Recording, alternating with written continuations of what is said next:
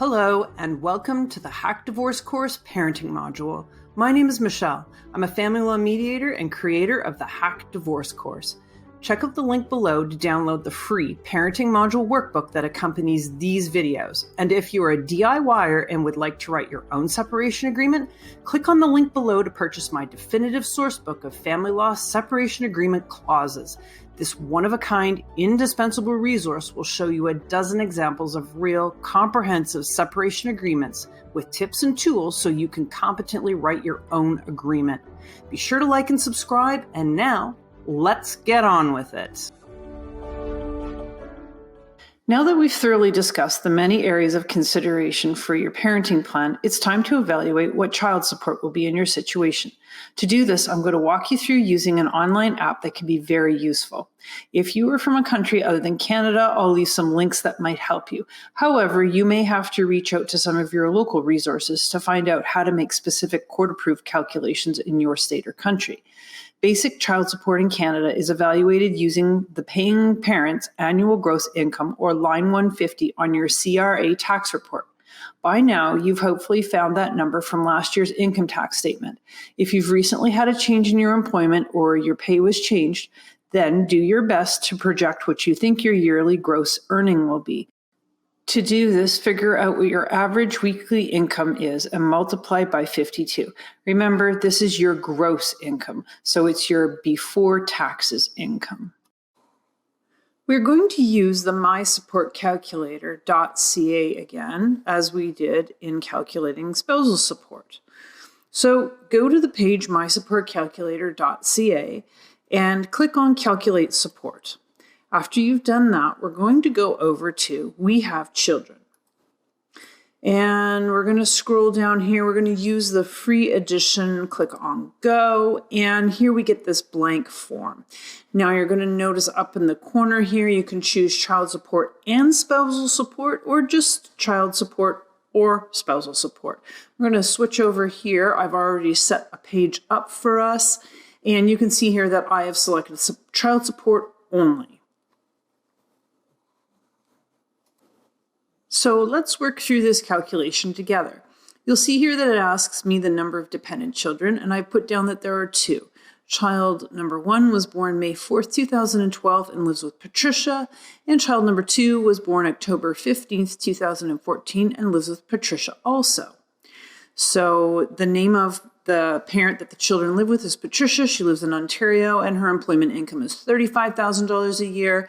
And the other parent is John, lives in Ontario, and he makes $80,000 a year. Now, for basic chart amount of child support calculations, we don't need any more information than just this. So we're going to hit calculate, and we're going to see what it comes up with. So it shows us here that the children are 9 years old and 6 years old, and I'm just going to scroll down. And based off of those incomes and the fact that the children live full-time with Patricia, John would have to pay child support of $1,211 every month to Patricia. So let's return back here to the page where we filled our information in, and I want to try something out here. If you're in a shared situation, then what you would do is you would click over here and we would change it from being one parent who has full-time with the kids to a shared situation. We're going to put that for each of the kids. All right, so now John and Patricia are sharing the kids 50-50. John makes more money than Patricia does, so there will still be a flow of child support from John to Patricia. And that's because the judicial system wants to ensure that the children have similar living conditions in each place.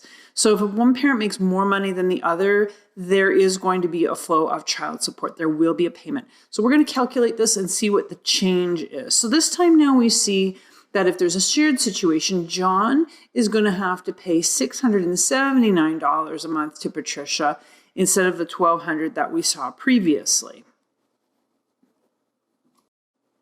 There's one more scenario that I want to show you. So sometimes one child lives with one parent and one child lives with the other parent, and that can make calculating the support rather complex. There actually are no formulas available for regular people to use, so you most certainly will need a calculator like this. In this case, we have assigned child number 1 to be living full-time with Patricia and child number 2 to be living full-time with John.